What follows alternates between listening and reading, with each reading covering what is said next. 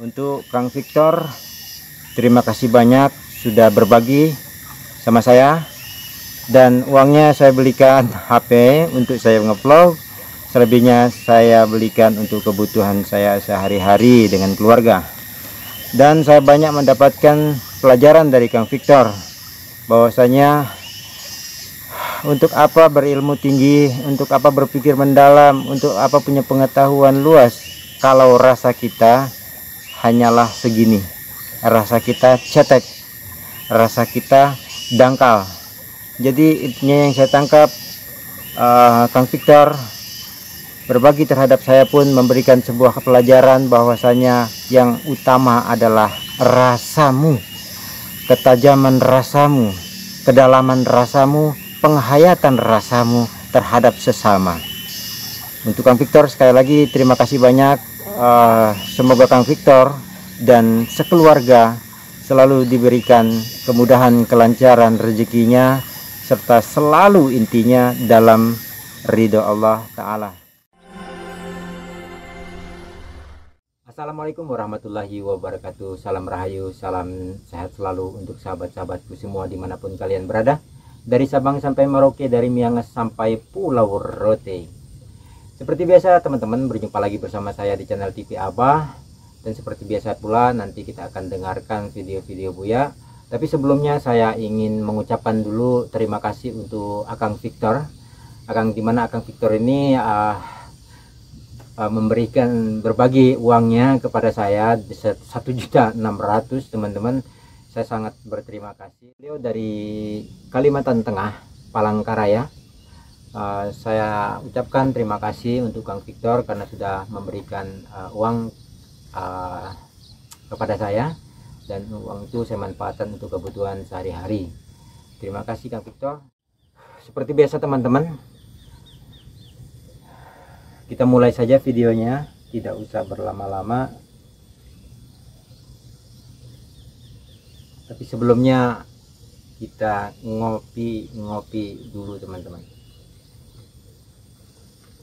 Sini suasananya suasana mungkin jam 9 ya, masih di suasana sawah.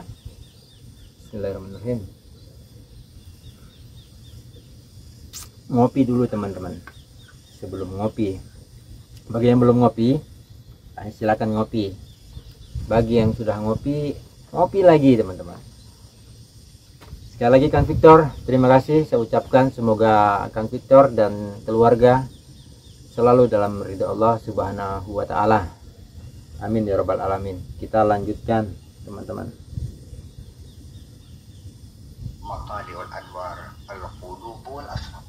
Tempat munculnya sinar adalah hati dan sir. Sir itu kalbun juga, tapi yang paling dalam yang tempat munculnya sinar dan sir. Oke, kita lanjut teman-teman. paling rahasia ma la ya'rifu illallah. Hatta al-malaikatu la ta'riful asrar. Malaikat pun tidak bisa mengintai sirmu. Hanya Allah yang tahu. Sir itu satu istilah adalah kalau kita namanya palung hati. Palung hati. Artinya bagian hati yang paling terdalam dari lubuk hati. Itu aja dah. Sir itu lubuk hati yang paling dalam. Di video kali ini beliau berbicara tentang palung hati atau ya lubuk hati yang paling dalam teman-teman ya. Bicara urusan hati, saya merasakan teman-teman, di dalam tiap-tiap diri manusia mempunyai satu palung hati masing-masing, yang ada orang yang menghayatinya dan ada orang yang mengabaikannya. Nah, beruntunglah orang-orang yang menghayati, mendalami, meneliti apa-apa yang ada di dalam palung hatinya. Jadi palung hati itu menurut opini saya ya teman-teman,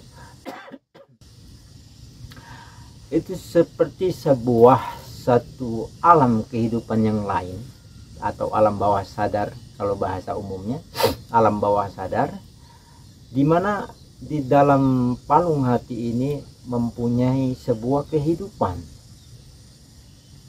Palung hati mempunyai sebuah kehidupan yang sesungguhnya sebenarnya bisa didengarkan oleh tiap-tiap diri manusia. Sebenarnya bisa, kalau manusia itu mau mengamati, mendalami, menghayati, meneliti, serta mendengarkan yang terjadi di dalam palung hati tersebut. Nah, palung hati ini teman-teman, kalau yang ada di Al-Quran itu bahasanya mahligai. Sungguh roh itu berdiam atau bertempat di dalam mahligai. Itu ada ya teman-teman ya. Nah, mahligai itu kalau bahasa kita itu adalah semacam sebuah kerajaan lah bahasanya.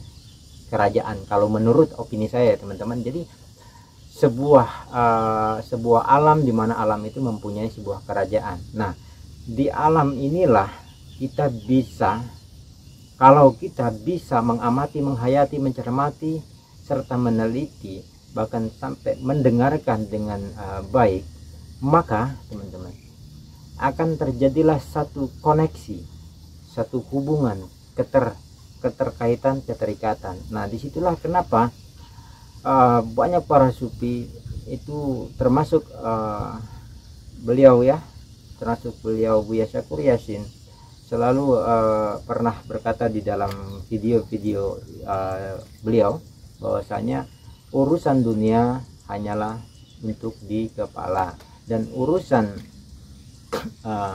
ketuhanan maka hati ini jangan pernah dicampur adukan dengan urusan duniawi. Nah, ini teman-teman, kenapa seperti itu? Karena kalau kita mencampur adukan urusan dunia dengan urusan rohani, maka yang terjadi adalah tidak terputus atau terputusnya koneksi, tidak terjadinya keterhubungan atau terputusnya koneksi. Karena rohani yang ada di palung hati yang beliau katakan tadi itu, menurut opini saya itu tidak mau dicampur adukan dengan urusan dunia atau barang baru. Kalau bahasa ininya orang-orang ke dalamnya itu barang baru, barang lama itu adalah sesuatu hal yang abadi atau yang tidak pernah hancur. Barang baru itu salah satunya urusan dunia. Jadi kalau barang baru ataupun urusan dunia masuk ke dalam hati nurani, maka yang terjadi tidak terkoneksi, maka terputuslah di situ hubungannya antara alam rohani dengan diri kita secara lahiriah. Nah, di situ pada saat terputus itulah tidak terjadinya satu pengembangan di dalam pemikiran kita. Yang ada kita menjadi samar di dalam hati kita, baik kita memahami, meneliti, bahkan kita mempelajari sesuatu, semuanya akan banyak samarnya teman-teman. Oke, kita dengarkan lagi lebih dalam ya teman-teman. Oh iya, ya justru kalau sir itu gak ada sengsaranya. Kalau sir mah senang terus. Yang susah tuh hati. Kalau sir mah gak ada susahnya. Nah, kalau sir nggak ada susahnya, kalau hati ada susahnya. Ya, hati itu seperti alam tadi teman. Di dalam hati itu kan, hati itu menurut opini saya teman-teman, ini menurut opini saya, hati itu seperti wadah. Kalau wadah ini ya wadah pasti tergantung bagaimana kita mengisinya. Kalau kita mengisinya dengan kebanyakan urusan duniawi, maka ya banyak susahnya. Bahkan itu dampaknya juga luar biasa kalau sudah masuk ke hati urusan duniawi. Urusan duniawi sudah dikatakan, tempatkanlah sesuatu pada posisinya masing-masing. Letaknya sendok di mana, letaknya mangkok di mana, letaknya piring di mana. Pada saat kita berbicara pun tentang apapun kita berbicara tentang kenegaraan, tentang musyawarah apapun, maka kita harus bisa menempatkan posisinya masing-masing. Tapi kalau kita salah menempatkan posisi masing-masing, maka fatal yang terjadi teman-teman. Nah, barusan beliau berkata, kalau sir itu tidak ada susahnya, tapi kalau hati ada susahnya. Hati seperti wadah, menurut opini saya. Kita lanjut teman-teman.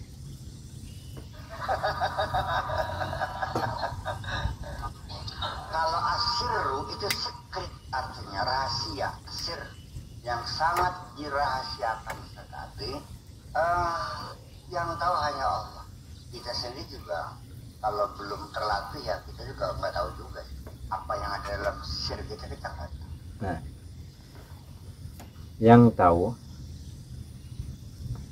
hormati teman-teman, beliau berbicara. Yang tahu itu hanya Allah. Kita juga tidak tahu kalau kita tidak mencermati. Artinya sebenarnya kalau kita mencermati sedikit banyaknya, insya Allah terkoneksi, setidak-tidaknya terkoneksi. Nah, koneksi inilah yang kita butuhkan. Bagaimana kita bisa menyambungkan, menghubungkan, mengkoneksikan antara lahiriah dan batiniah. Untuk bisa menghubungkan lahiriah dan batiniah, maka di situ kita membutuhkan satu pola atau satu sistem atau satu cara dengan satu sifat yang paling utama adalah kasih sayang. Tapi kan itu tersirat yang seperti Buya katakan di sini, palung hati.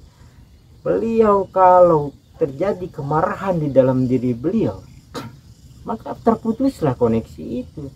Disitulah teman-teman, menurut opini saya teman-teman ya. Kita lanjutkan. Sir itu kapan kita mengerti tentang sir kita? Saya kira memerlukan banyak persyaratan melalui pelatihan. Tapi yang jelas mungkin secara samar-samar kamu juga menyadari bahwa selain hati ada yang namanya sir. Ketika muncul perasaan halus kamu, dan bukan hati nurani. Nuran jadi nur, itu dia kata nurani, hati nurani. Al-qulubul munawwar, hati yang bersinar. Hati yang bersinar. Terang. Itu sirnya enggak keterangan, enggak. Tetap aja. Nah, hatinya yang terang benderang. Jadi gini persoalannya mah. Jadi hatinya yang terang teman-teman. Ya hatinya yang terang karena ada sirnya itu sendiri teman-teman. Ya sir itulah yang menerangi hati itu. Ibarat satu rumah yang menerangin kan pastinya secara lahiriah ya, pemahamannya secara lahiriah. Ya lampu itu sendiri teman-teman. Ya kalau lampunya tidak ada, apa rumah itu bisa terang pada saat kondisi malam? Kita lanjutkan ya teman-teman.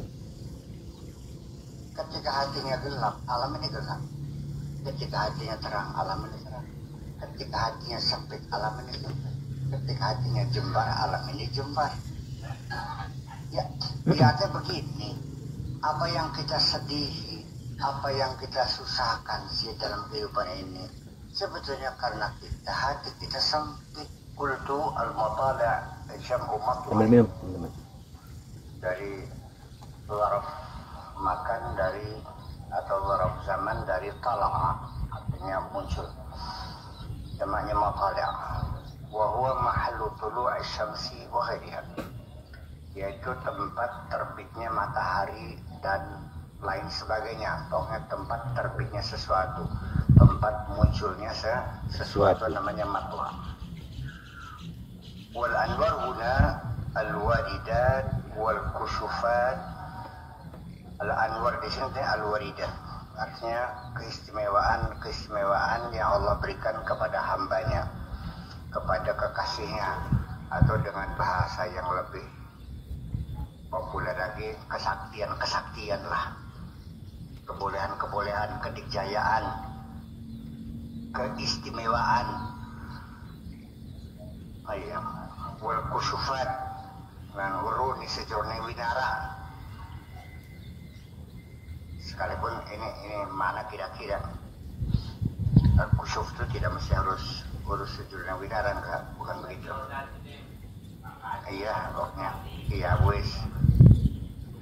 Allati takshifu al-ujuba wa tarfa'u rida as-sawni an mazahir al-kaun, yang bisa menyingkapkan hijab dan mengangkat tirai perlindungan, artinya langseng, mengangkat langseng an mawahil kaun, dari fenomena-fenomena alam semesta ini.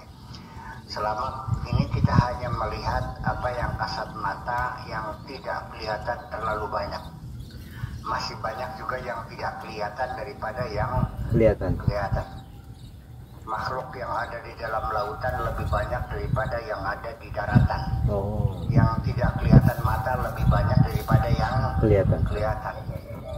Nah, ini kenapa tidak melihat? Karena masih ada hijab, masih ada tirai, masih ada penghalang. Itu semuanya bisa terungkap semuanya. Nih poinnya teman-teman.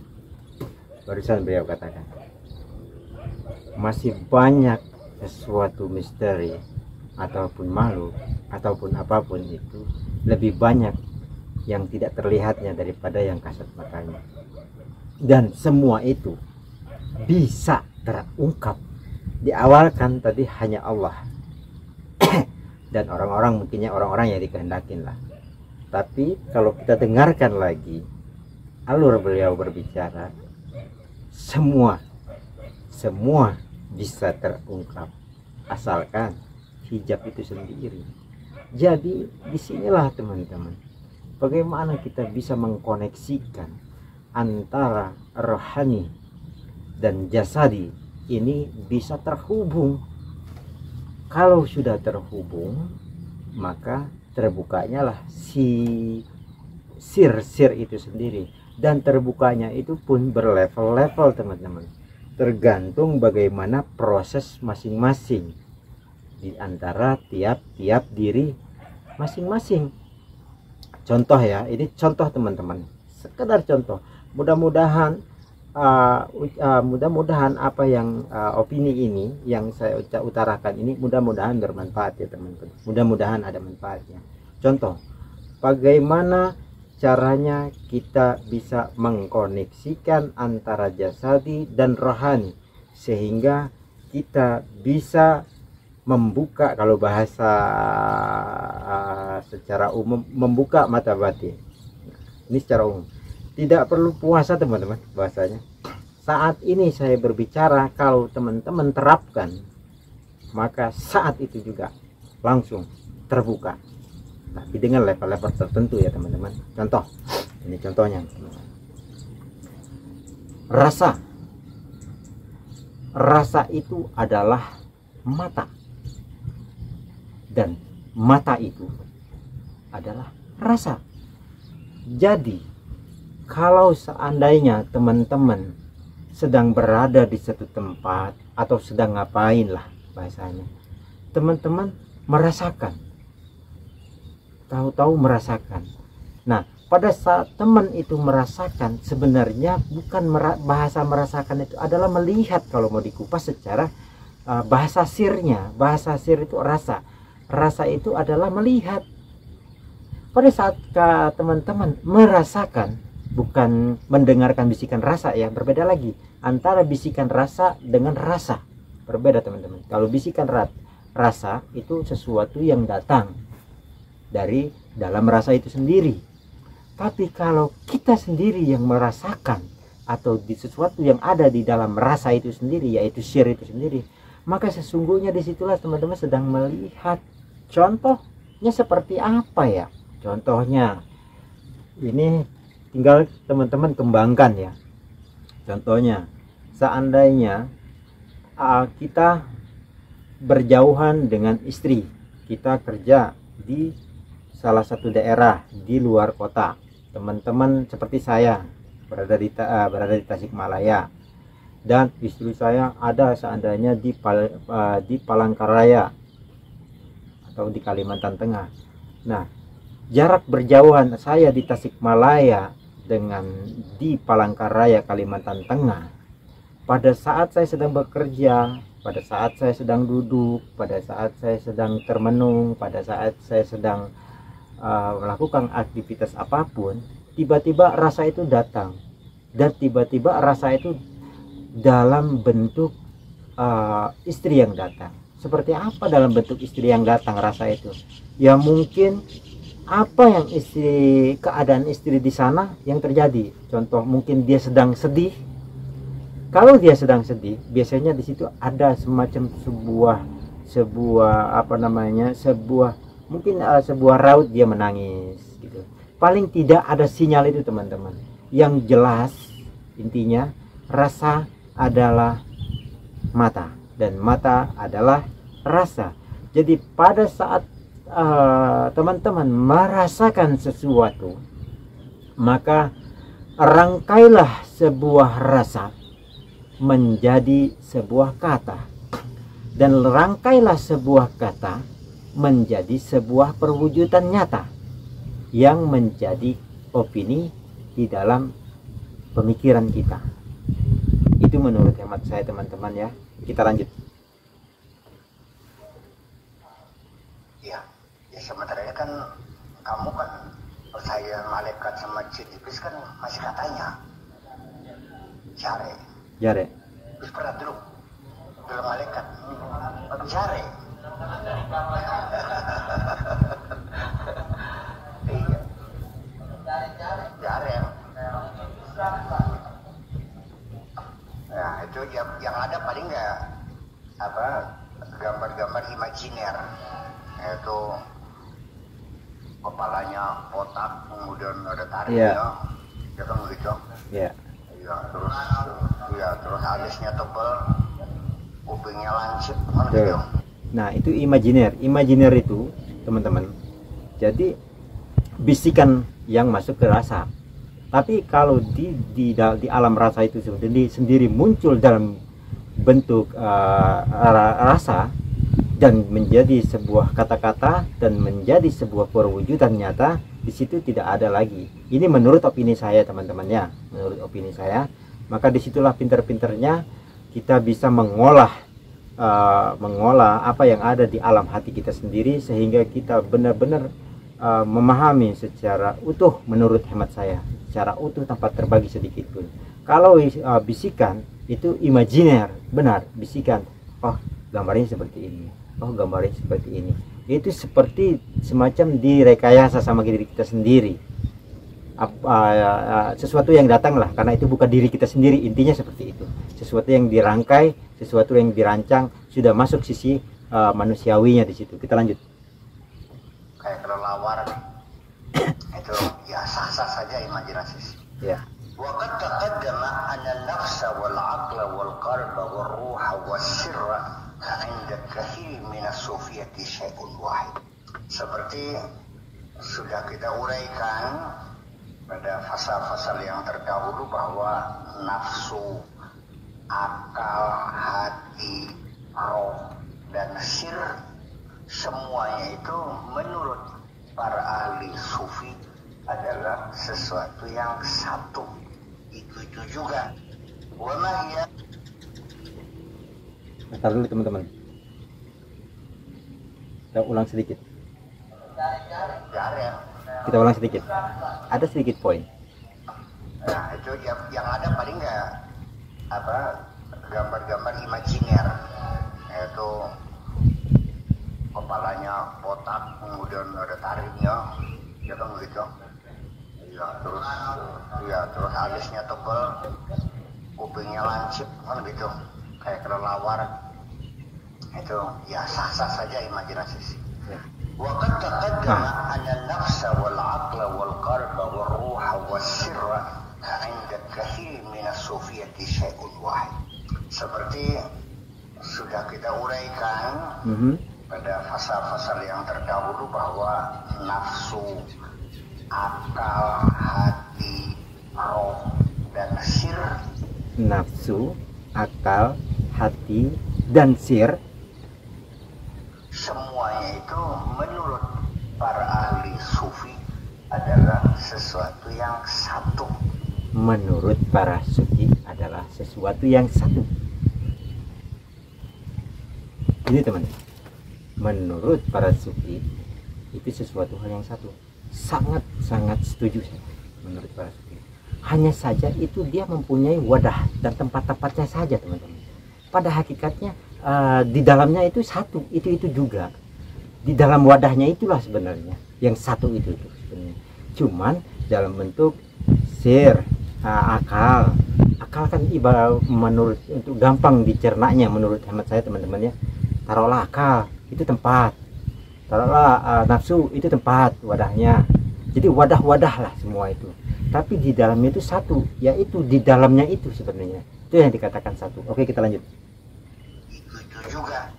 Wamahya illallah, tidak lain itu semuanya ya artinya barangnya ya roh juga. Nah, betul kan teman-teman? Betul kan? Barangnya, isinya di dalam wadah itu, yaitu roh juga. Cuman hanya wadahnya saja teman-teman. Bahasa seperti ini kalau selewat mah agak sulit teman-teman kalau cuma selewat. Tapi kalau kita mencermati, menghayati, memahami, maka akan terbuka sedikit demi sedikit. Oh, ini tuh wadahnya. Cuman sebenarnya aslinya ya di dalamnya ya. Di dalam botol ini kopi teman-teman. Ini air putih. Ini kopi, ini air putih. Tapi di dalamnya ya tetap aja air juga. Kopi itu dari air juga, air putih ya air juga. Intinya para sufi, para ahli sufi melihat itu adalah dalamnya teman-teman. Jadi kalau para sufi melihat di dalamnya, maka mampu menempatkanlah beliau ke tempat bagian-bagiannya. Ibarat kita berpikir, kalau kita berpikir sudah berpikir ke dalamnya, ke isinya, maka kita akan gampang memahami bagian-bagiannya. Tapi kalau kita memahami bagiannya dulu, ya mau sampai kapan kita sampainya? Mungkin sampai mati belum tentu sampai. Itu menurut opini saya, tapi terserah teman-teman. Bagaimana enak nyamannya teman-teman. Tapi kalau untuk saya lebih baik isinya dulu, kita paham isinya dulu, sehingga bagian-bagiannya itu enak. Kita memahaminya lebih tidak terlalu sulit gitu, memahami bagian-bagiannya. Kita lanjut ya teman-teman. Tasfiyat wa tarqiyah yang berkembang berdasarkan pada kesuciannya dan pada tingkatannya. Demikian juga yang dibutuhkan roh, akal, hati, sir dan sebagainya. Ya itu tuh juga. Iya. Hanya dari sudut pandang perkembangannya dan dari segi tingkatannya. Itu saja. Famajamat mashghulatan bihududiha wa syahawatiha, selagi nafsu itu, akal itu, hati itu, roh itu, sir itu masih sibuk saja mengurusi kepentingannya, masih selalu sibuk saja ya, menghadapi kebutuhan hidup sehari-hari, kepentingan, cita-cita, keinginan, itu masuk semuanya ulud. Wasyahawatiha, dan syahwatnya, emosinya, ambisinya dan sebagainya. Fahiyya nafsun, fahiyya itu semua adalah nafsu. Wa nuruha maksufun, cahayanya pudar, cahayanya redup. Fa'idzan zajarat, ketika dia kapok, wa aqalat, dan dia mengikat, bi'iqal syar'i, dengan ikatan-ikatan syariat. Ini teman, begitu mereka mengikat dengan ikatan-ikatan syariat itu maksudnya kenyataan hidup ini lah kalau saya tangkap teman-teman. Jadi kalau dicampur adukan, ya pasti redup lah teman-teman. Bagaimana tidak redup? Yang tadinya rumah itu harusnya dikasih lampu, terus lampunya ditaruh di luar. Yang harusnya terang, di luar sudah terang, ya ngapain taruh di luar kalau siang gitu. Nah, makanya tinggal menempatkannya teman-teman. Ini hanya tinggal menempatkannya. Salah menempatkannya, maka redup. Nah, inilah yang saya anggap tadi, yang saya bilang tadi, fatal. Apapun dan siapapun orangnya, bila salah dalam menempatkan sesuatu, maka fatal akibatnya. Kalau tempatnya piring kita taruh di tempatnya sendok, ya akan fatal, pasti jatuh dan pecah teman-teman. Oke, kita lanjut ya. Ila annaha tamilu ila al-ma'asi wal dhunub, tetapi masih ada kecenderungan untuk melakukan kemaksiatan, masih suka melakukan dosa-dosa. Fataratan ta'si wa tatub, kadang-kadang dia maksiat, dia tobat maning. Wataratan tahinnu, ya terkadang merindukan. Kalau sudah lama kecangan-kecangan, pengen mana lagi, berindu lagi. Itu teman-teman, itu benar, tidak salah. Seringkali itu menggoda, seringkali bisikan itu menggoda untuk kita mencampur adukan. Nah, bisikan inilah yang seringkali menggoda kita untuk membuat kita mencampur adukan wadah-wadah itu sendiri, teman-teman. Nah, cuman saran saya, teman-teman, pegang teguh di mana kita mampu menempatkan porsinya masing-masing, wadahnya masing-masing dengan landasan kasih sayang. Landasan kasih sayang terhadap apapun dan siapapun, termasuk orang yang menurut kita, orang yang sudah menyakiti kita, yang benar-benar menyakiti hati kita. Boleh, tidak masalah teman-teman, tapi hatimu adalah kasih sayang. Mampukah kita memberikan satu pola di dalam wadah diri kita sendiri adalah polanya kasih sayang, yang benar-benar kasih sayang karena Allah. Kasih sayang karena Allah itu seperti apa ya teman-teman? Nah, ini juga kupas lagi. Kasih sayang karena Allah itu di dalam pendalamannya, kedalamannya, menurut hemat saya teman-teman, matamu sudah hancur di dalam sisi manusiawi, di dalam sisi kemahlukan. Pendengaranmu lebur di dalam sisi manusiawinya, masuk ke dalam kegaiban. Di dalam rasamu lebur sisi manusiawinya, masuk ke dalam kegaiban ketuhanan, sehingga seluruh indera kita lahir dan batin yang dilihat hanyalah isi atau satu titik. Nah, satu titik ini dilandasi dengan kasih sayang. Makanya disitulah, cintailah kehidupan ini, langit serta seisinya, dengan landaskan kasih sayang yang sudah hancur lebur di dalam kegaiban. Kita lanjut teman-teman. Sarubil hanin, ada kerinduan mana-mana.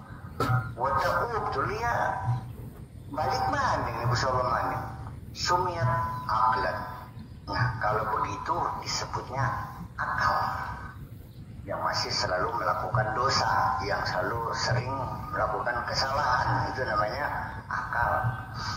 Jadi tingkatan rasionalisasi dalam menafsirkan perilaku kita sehari-hari ini, ya itulah namanya rasio. Inilah namanya rasio, rasionalisasi teman-teman. Menafsirkan, bahasa beliau, menafsirkan perilaku kita. Nah, bahasanya seperti sepintas. Bagaimana menafsirkan perilaku kita sendiri? Bahkan menafsirkan perilaku di dalam diri, di luar diri kita sendiri, termasuk anak dan istri serta lingkungan, teman-teman. Kalau kita tidak lantaskan dengan lebur di dalam tegak berdiri di dalam fana wal bako seluruh indera kita ke dalam satu titik dengan landasan kasih dan sayang, apa ia bisa sampai? Apa ia bisa terbuka sir itu? Tidak akan pernah bisa. Jadi menurut hemat saya teman-teman, untuk menafsirkan perilaku di dalam diri kita sendiri, bahkan di luar diri kita, tetap penafsiran itu hancur, lebur, tegak berdiri panah ke satu titik, yaitu adalah apa satu titiknya? Nanti kita lanjut teman-teman, kita kupas sedikit demi sedikit teman-teman, kita lanjut. Yang selalu salah, yang selalu tidak sadar, terkadang sadar, terkadang tidak, maksiat lagi, taubat lagi, dan seterusnya dan seterusnya. Wa nuruha qalilun, cahayanya ya reduplah sedikit, ya kelip-kelipkan. Iya. Makanya kalau cahaya hati kita itu masih lemah, masih redup, Iya. ya, bagaikan lentera, yaitu sering kesasar. Li'annaha, Oh, itu sering kesasar. Kalau redup ya sering kesasar teman-teman. Gimana nggak kesasar? Wong kita menempatkan urusan duniawi masuk ke dalam hati, ya redup. Kalau redup tuh bahasanya samar. Bahasa saya mah ya samar. Di samar itu ya bagaimana kita mau bisa terkoneksi secara utuh tanpa terbagi sedikit pun. Ya karena sudah terbagi-bagi namanya. Nah disitulah kita pandai menempatkan pada porsinya masing-masing, pada wadahnya masing-masing, sehingga koneksi jaringannya ibarat jaringan wifi itu full, sehingga proses pada saat jaringan wifi itu sudah terkoneksi secara full jaringannya, maka ya akan tidak samar. Coba kalau jaringan wifi-nya cuma satu, bahkan kelap-kelip, apa yang terjadi? Untuk membuka searching atau searching Google atau searching YouTube saja itu samar, kadang kebuka kadang nggak, muter aja. Nah muternya itu aja juga salah satu buffering, itu salah satu ya samar jatuhnya teman-teman. Itu pun kalau kita kuat, kita menjurus masuk ke full. Kalau enggak ya samar akhirnya, rancu. Lanjut teman-teman. mahbusatun fi sijnil aqwan. Mengapa seperti itu? Karena dia masih terbelenggu, masih terpenjara, ya, masih ditahan dalam penjara alam ini, masih terpenjara gitu. Masih terpenjara. Jadi kalau kita menempatkan urusan duniawi masuk ke dalam hati nurani, pasti hati nuraninya, di dalam hati nuraninya isinya itu ya akan terpenjara teman-teman. Pasti terpenjara. Apalagi yang dibawa itu urusannya urusan duniawi, yang dimana pada saat urusan duniawi, mau untuk urusan kehidupan, keuangan, bisnis dan yang lain-lain, pasti akan terpenjara teman-teman. Karena keterikatan terjadinya sesuatu barang yang baru dengan barang yang lama. Ya barang yang lama tidak akan pernah bisa dan tidak akan pernah mau dicampur adukan dengan barang baru, karena barang lama ya barang lama, barang baru ya barang baru. Karena barang baru itu hancur, barang lama dia tidak akan pernah hancur, dia abadi. Kita lanjut teman-teman. Ma'ulatun bidalili wal burhan. Ya, karena dia akal, dia rasio, maka semuanya sifatnya rasional, berdasarkan dalil dan argumentasi. Berdasarkan argumen dan berdasarkan argumennya ya teman-teman. Ya jadi kalau berdasarkan argumen ya jadi ada diikat dengan hukum secara lahiriah jatuhnya. Sedangkan hukum antara barang baru dengan hukum barang lama itu tidak sama. Barang lama punya hukum tersendiri, barang baru ada hukumnya sendiri. Ya mereka punya wadah masing-masing dan mereka punya permainan masing-masingnya sudah Tuhan ciptakan. Permainannya di dalam hati seperti ini, permainannya di jasad ya, secara syariat atau kenyataan hidup ini, yaitu mereka punya permainan masing-masing. Kalau permainan rohaninya seperti apa? Ya tidak ada lain, keterikatannya hanya kepada satu titik yang maha meliputi. Karena di dalam hati, bahasanya di dalam botol ini ada isi. Nah isi itu dia hanya terikat ke yang meliputi isi itu sendiri. Jadi ini wadah, di dalam wadah ini ada isinya, di dalam isinya ini, nah isinya ini pun diliputi oleh yaitu yang namanya yang maha kuasa teman-teman. Nah dia hanya terikat di situ, jadi dia tidak bisa dicampur adukan. Kita lanjut. Mengenal Allah pun ketika kita masih menggunakan akal, yang masih tetap menuntut adanya dalil dan argumen. Dan ketika dalil itu disodorkan dengan adanya langit dan bumi sebagai bukti adanya Allah, disitulah kita mulai terjebak. Nah, Terjebak. disitulah kita mulai terjebak.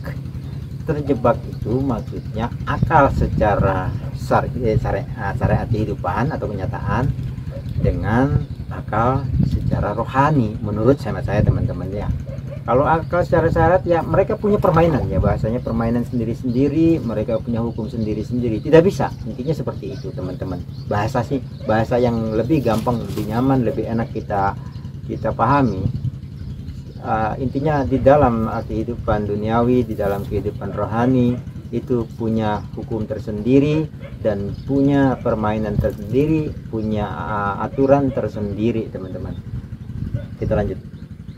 Dalil adanya Allah, langit bumi dan isinya sebagai bukti adanya Allah. Dan ketika langit bumi digulung oleh Allah, dan ketika itu sudah tidak ada bumi lagi, tidak ada matahari lagi, tidak ada lautan lagi, ketika itulah akalmu tidak akan bisa berdaya, dan bisa-bisa akalmu akan mengatakan Tuhan tidak ada karena sudah tidak ada bukti.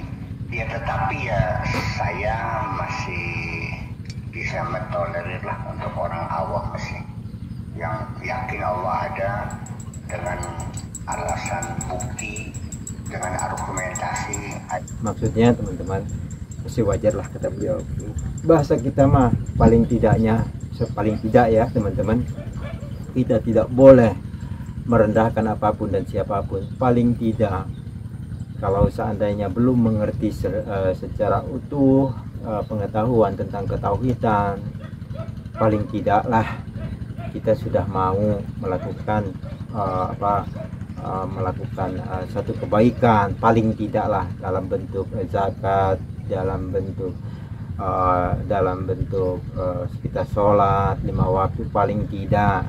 Tapi yang bagusnya teman-teman, yang bagusnya itu ya sholatnya juga secara lahiriah, tapi secara batinnya juga terhubung. Jadi paling tidak untuk orang awam bahasanya sudah segitu juga sudah alhamdulillah. Jadi jangan pernah menghina apapun dan siapapun. Wah, mentang-mentang kita sudah punya pengetahuan agak dalam, wah cuma syariat doang, nggak bisa begitu teman-teman, itu tidak bijaksana. Kita lanjut. Adanya langit bumi dan seisinya ya lumayan semoga ngandel. Yang kitabnya akidatul awam, akidahnya orang awam, dia dalilnya itu bukan akidatul khawas, bukan akidatul khawasul khawas. Kalau sudah akidatul khawasul khawas, ya sudah tidak perlu dibuktikan lagi. Malah justru Allah sebagai bukti adanya alam semesta ini, bukan alam membuktikan Allah. Gimana nanti? Nah, maksudnya wasul hawas, orang yang sudah punya keyakinan di tingkat tinggi teman-teman, ya bahkan rasanya itu sendiri dia bisa ngomong sendiri ya karena sudah hancur di dalam kegaiban Tuhan, yaitu bukti nyata bahwasanya aku hidup, aku ada seperti ini. Bahkan aku bisa berbicara di depan kalian semua.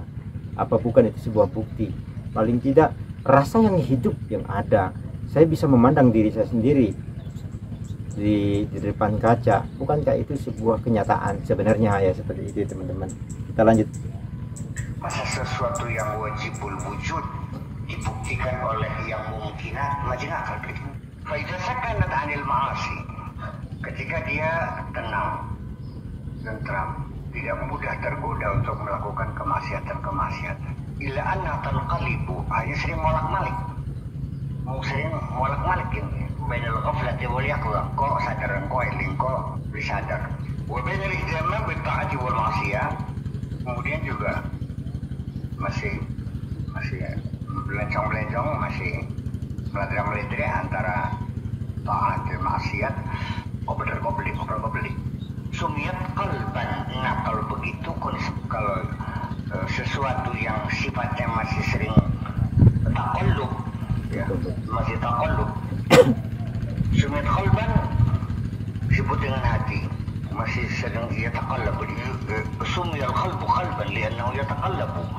Mengapa qalbu juga disebut dengan al-qalbu? Karena li'annahu yataqallab, karena dia masih bolak-balik. Dia masih bolak-balik, masih belum jejak. Wa huwa awwalu matali'il anwar.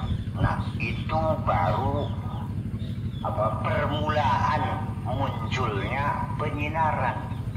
Merupakan langkah awal ketika orang itu hatinya sudah berfungsi, sekalipun masih mencela-mencela, yang paling tidak hatinya berfungsi. Berfungsinya tadi seperti tadi teman-teman. Ini menurut opini saya teman-teman.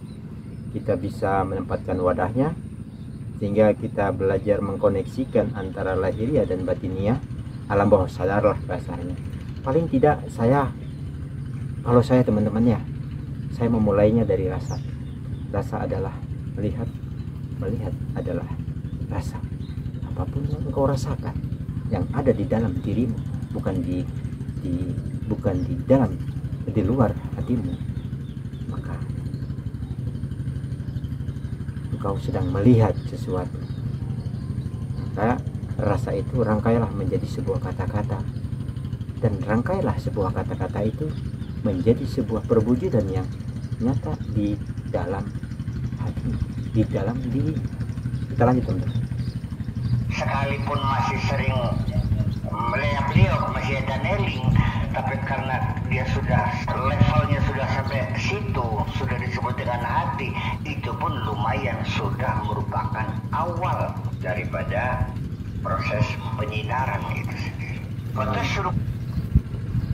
Di sini proses sudah awal proses penyinaran di dalam hati adalah pada saat, kalau saya memulai dari situ teman. Jadi pada saat kita sudah bisa mendengarkan rasa atau merasakan atau melihat yang ada di dalam hati kita, maka sesungguhnya disitulah awal daripada penyinaran ini menurut opini saya teman-teman ya. Kita lanjut.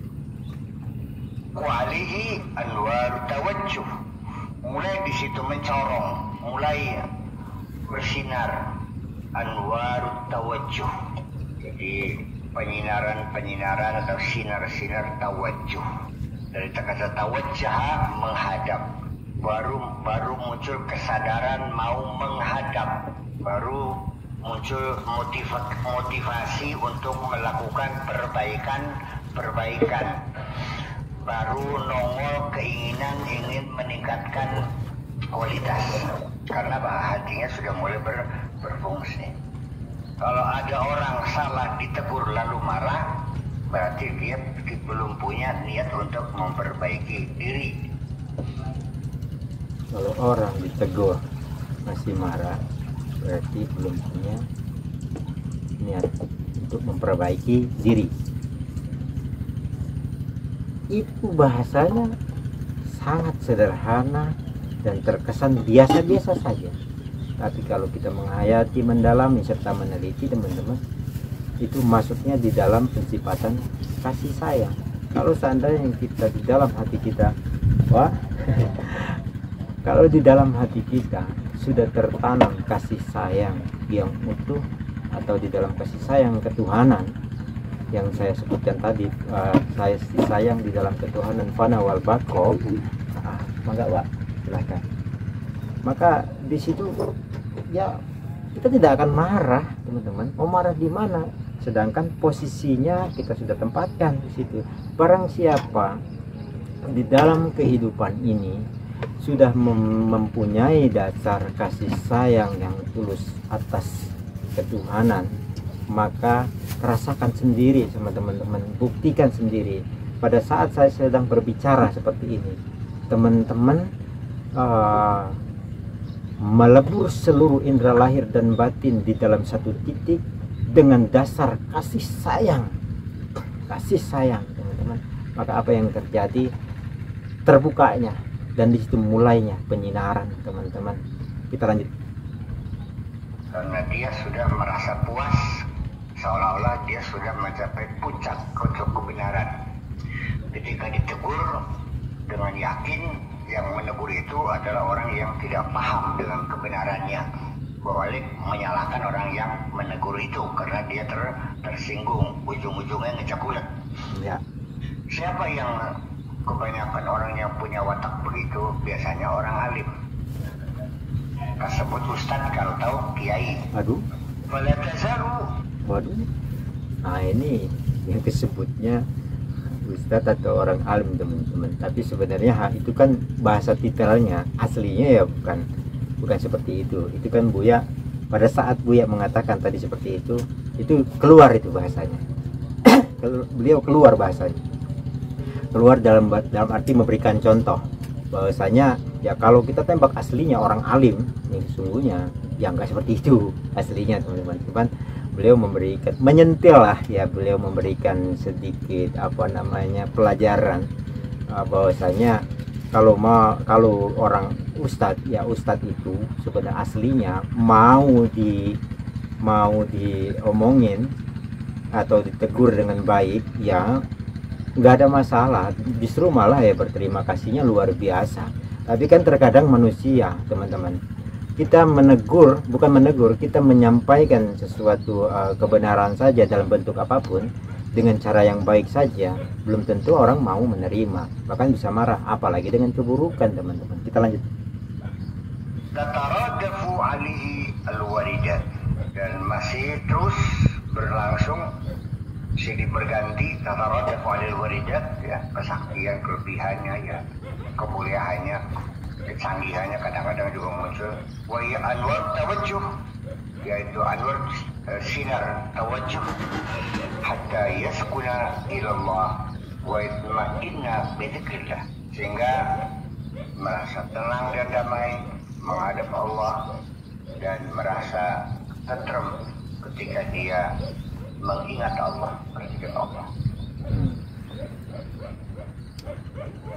Mulailah, teman-teman, menurut hemat saya, marilah kita memulai bersama-sama untuk awal penyinaran hati atau tawajuh, ya, dengan meneliti, menghayati, mengamati apa yang ada di alam hati kita sendiri secara syariatnya, secara kehidupannya, laku lampahnya.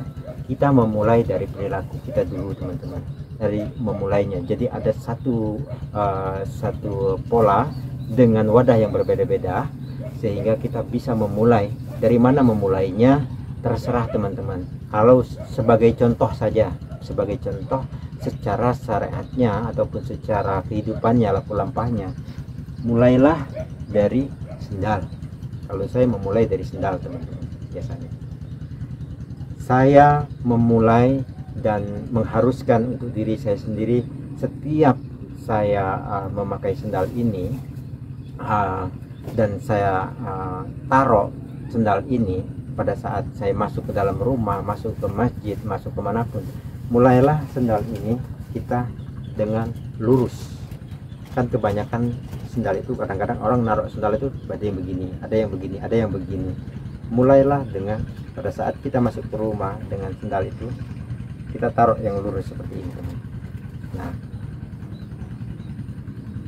peletakan sendal, naruh sendal dengan lurus ini, di situ ada koneksi batin, di mana hati kita selalu hidup, rohani kita selalu hidup, terkoneksi. Setiap perbuatan kita memulai dari hal yang terkecil, salah satunya dari sendal. Jadi bisa kelihatan, bukan berarti kita menilai, teman-teman, ya, bukan berarti kita menilai, tapi bisa kelihatan. Kalau barang siapa yang taruh sendalnya aja udah marang miring, ya, bisa mentafsirkan sendiri, ya. Tapi kalau sudah lurus seperti ini, insya Allah batinnya juga langsung terkoneksi, sehingga akan terjaga. Koneksi itu akan terus terhubung, ibarat jaringan wifi akan terus full. Itu menurut hemat saya, teman-teman. Kita lanjut, ya. Tusamma ruhan. Nah, ketika itu hal yang semacam itu disebut dengan ruh.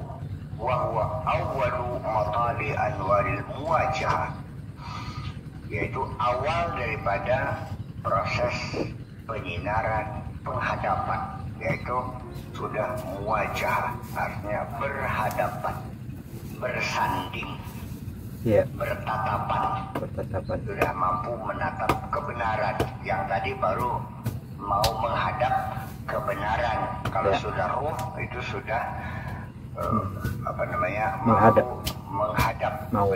kebenaran. Wabidi hadil anwar, dengan penyinaran semacam itulah yang kashifu, tersingkap opo ala hijabu tabir baru, tabir nembe telang sene dibuka, baru tabir itu terbuka, teman-teman. Coba, di dalam hati itu mempunyai mahligai. Apa sih mahligai? Di dalam hati mempunyai mahligai. Mahligai itu sama juga tempat juga, teman. Tempat. Tapi tempat ini makin dari tempat yang kasar, kasat mata menjadi tempat yang halus. Dari tempat yang halus mungkin ada lagi dalam seperti itu. Nah, isinya itu teman-teman. Nah, kalau kita memulai dari syariatnya atau dari kehidupannya dengan perilaku kita, dari naruh sendal dengan tertata rapi, itu sudah mulai masuk. Ibarat kita masuk ke rumah mahaligai. Mahaligai itu menurut hemat saya ya teman-teman, taruhlah sebuah kerajaan masuk dari pada saat secara jasadi kita naruh sendal, secara lahiriah lah bahasanya naruh sendal, itu seperti kita masuk di dalam kerajaan bahasanya teman-teman. Otomatis juga sendal dengan lurus, bahasanya seperti itu teman-teman. Maka disitulah dikit demi sedikit terbukanya hijab itu sendiri. Kita lanjut teman-teman. Tapi jangan padang terang benderang. Wa yanfatihul bab, dan pintu pun terbuka. Wa tadkhulu fi hadratil ahbab, masuk di kehadiran kekasih. Masuk di dalam kehadiratan kekasih. Ya kalau naruh sendalnya sudah terkoneksi dengan rohaninya, ya itu kan sudah masuk namanya. Nah, baru mau mulai masuk istilahnya. Ya kalau naruh sendalnya saja sudah tidak ingat dengan kelurusan sendal itu sendiri, ya bagaimana masuk, itu mah nggak masuk. Nah disitulah bukan berarti kita menilai seseorang, tapi disitulah terlihat jelas sebenarnya. Oke lanjut teman-teman. Melakukan pertemuan face to face. Faiza tasaffat min rabshil hissi, ketika ruh itu menjadi bersih, safa, dalam menjadi jernih, min rabshil hissi, daripada pernik-perniknya rasa, daripada sedot-sedotnya rasa. Ketika hati kita sudah jernih daripada pernak-perniknya rasa. Nah, pernak-perniknya rasa ini sebenarnya teman-teman ya, di dalam rasa itu sendiri, bukan bisikan ya, di dalam rasa itu sendiri itu ada pernak-perniknya. Nah, pernak-pernik di dalam rasa ini juga teman-teman, kita tetap fokus kepada satu titik. Maksudnya pernak-perniknya rasa seperti apa? Contohnya kembali ke bahasa saya yang di awal tadi. Pada saat kita merasakan tahu-tahu datang istri kita, hadirnya di istri kita di dalam gambaran rasa kita atau penglihatan kita, ya jangan terjebak di situ.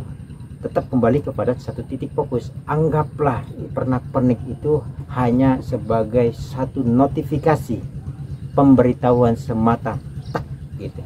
Setelah itu langsung kembali lagi kepada satu titik fokus, di mana satu titik fokus itu adalah di dalam pensifatan, perbuatan,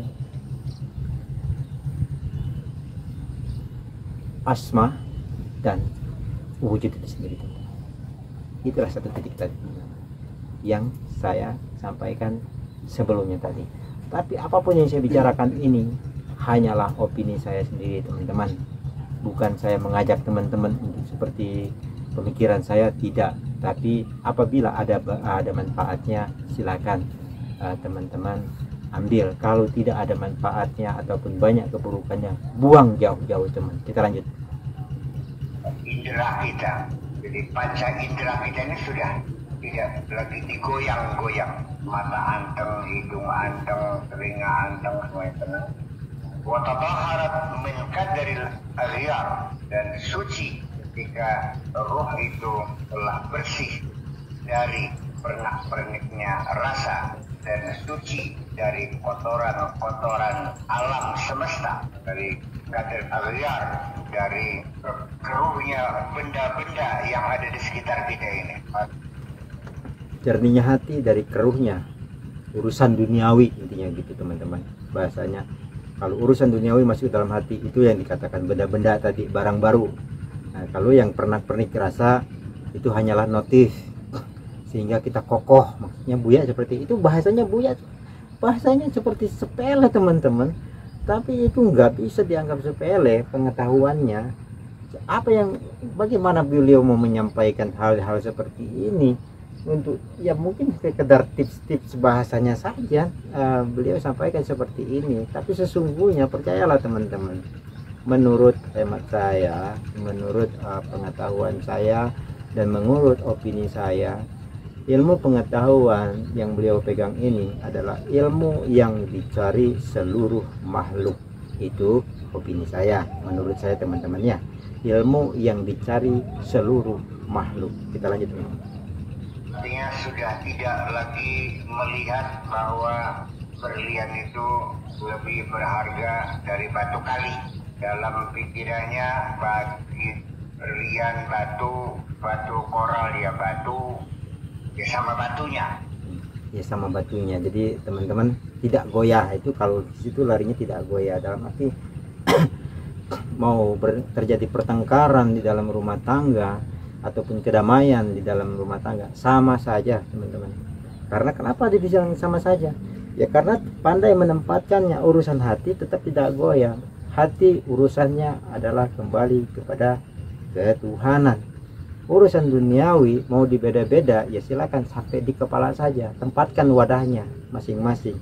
Tapi urusan hati tempatkan wadahnya hanya khusus untuk ketuhanan, sehingga antara batu kali dan uang itu sama. Kenapa bisa dikatakan sama teman-teman?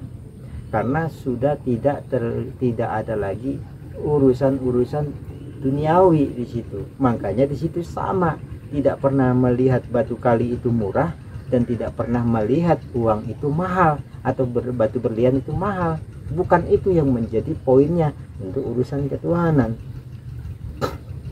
Jadi beliau sudah masuk ke dalam urusan hati, dan apa yang selalu dikatakan oleh beliau di dalam video-video beliau ya, yang video beliau itu betul-betul ada yang bahasanya untuk secara syariat atau kehidupan ya, secara kenyataan. Ada yang video beliau itu ada yang mendalam. Nah tinggal teman-teman sendiri mencermatinya. Oh kalau ini wadahnya beliau untuk di luar, oh kalau ini wadahnya beliau berbicara untuk ke dalam. Jadi penempatan ini sangat sulit. Kebanyakan manusia pada umumnya dipukul rata semua sama orang, sehingga mereka tidak bisa menempatkan ini dan itu, akan menjadinya rancu, fatal ya teman-teman. Semuanya akan fatal, batal dan fatal. Bahasa fatal itu tergantung warna-warni kehidupannya. Kalau dengan pergaulan maka terjadilah satu hubungan yang buruk. Kalau di dalam urusan bisnis terjadilah satu mitra yang kurang baik. Banyak halnya teman-teman. Kita lanjut ya. Yang sudah tidak lagi tergoda oleh gemerlapnya alam semesta ini. Kalau sudah situ sumiyat sirran, itu namanya sir. Wa huwa awwalu matali anwaril musyahadah. Itu merupakan langkah awal munculnya penyinaran musyahadah. Melihat dan tingkatan eyewitness. Ya sendiri eyewitness. Jadi maka tingkatan-tingkatan keimanan kita kepada Tuhan pun juga berbeda-beda. Nabi Ibrahim itu nanya, ya Allah, kaifa tuhil maut? Bagaimana kau bisa menghidupkan? Kata Tuhannya, saya masih dulu beda. Kusingan, termangan, sambil tenang kita apa nanti? Betul. Awalam tuh mimpi, kalau bala, melihat mainnya. Jadi dia melihat Allah bisa menghidupkan sesuatu yang sudah mati itu melihat sendiri. Tidak pernah ngasih turun. Sudah kau pernah minta kehebatan sama Allah, minta bukti. Enggak kok, di program tidak aja. Iya. Enggak pernah minta bukti kok. Ada. Enggak pernah minta bukti kok. Artinya teman-teman, menurut teman saya, kita perlu meminta bukti. Tantang Tuhan bahasanya untuk membuktikan. Selagi tantangan itu sesuatu hal yang positif, pemikiran yang positif, perbuatan yang positif, apalagi menantang Tuhan di dalam urusan yang positif, butuh pembuktian. Itu cakep menurut saya teman-teman. Karena kenapa? Keyakinan kita akan naik lagi ke atas, bertingkat-tingkat, maka levelnya akan naik lagi. Itu menurut saya teman-teman. Kita lanjut. Dia kali yang pernah minta sama push. Ya iya, semua para rasul, semua para nabi dan para aulia itu mereka sudah bisa melihat dan menyaksikan. Videonya habis teman-teman. Seperti biasa videonya ini agak panjang karena memang videonya yang satu ini karena kan video Buya itu ada yang posisinya untuk di luar kotaknya, wadahnya, ada yang di dalam. Kalau yang di dalam, jujur teman-teman, saya mohon maaf bila saya ada salah, karena saya sangat kerepotan untuk menjelaskan sesuatu yang ada di dalam ini. Saya bisa gambarkan sesuatu yang ada contoh yang di luar gitu. Dan itu tidak gampang teman-temannya, sangat sulit. Mudah-mudahan saya mampu memberikan gambaran-gambaran ini, dan saya akan mencoba untuk belajar, terutama khususnya diri sendiri dan teman-teman, apabila ada manfaatnya. Kalau tidak ada manfaatnya, buang jauh-jauh teman. Tapi saya di sini bukan untuk mengajak teman-teman, tapi hanya sekedar kita belajar. Karena pada hakikatnya teman-teman, dari pembicaraan ini semuanya itu hakikatnya adalah dirasa teman-teman. Buat apa punya ilmu pengetahuan tinggi, ilmu ketuhanan tinggi, tapi rasanya tidak dapat teman-teman. Ini masalahnya. Buat apa tingkatan tinggi-tinggi tapi rasanya nggak dapat. Rasa itulah sebenarnya teman-teman yang menjadikan seseorang itu dekat kepada yang maha kuasa, dekat kepada Allah dan dekat kepada yang maha kuasa teman-teman. Ingat teman-teman, yang menjadikan orang itu bisa dekat kepada Allah dan yang maha kuasa hanyalah rasa mereka, bagaimana mereka mengolah rasanya. Oke lah teman-teman, tadi videonya terputus, cukup sampai di sini dulu. Kita sambung di lain waktu atau di video-video selanjutnya. Untuk Kang Victor, terima kasih banyak sudah berbagi sama saya, dan uangnya saya belikan HP untuk saya nge-vlog. Selebihnya saya belikan untuk kebutuhan saya sehari-hari dengan keluarga. Dan saya banyak mendapatkan pelajaran dari Kang Victor, bahwasanya untuk apa berilmu tinggi, untuk apa berpikir mendalam, untuk apa punya pengetahuan luas, kalau rasa kita hanyalah segini, rasa kita cetek, rasa kita dangkal. Jadi intinya yang saya tangkap, Kang Victor berbagi terhadap saya pun memberikan sebuah pelajaran, bahwasanya yang utama adalah rasamu, ketajaman rasamu, kedalaman rasamu, penghayatan rasamu terhadap sesama. Untuk Kang Victor sekali lagi terima kasih banyak. Semoga Kang Victor dan sekeluarga selalu diberikan kemudahan, kelancaran rezekinya, serta selalu intinya dalam ridho Allah Ta'ala. Oke lah teman-teman, terima kasih sampai di sini dulu. Akhirul salam, saya akhiri. Assalamualaikum warahmatullahi wabarakatuh.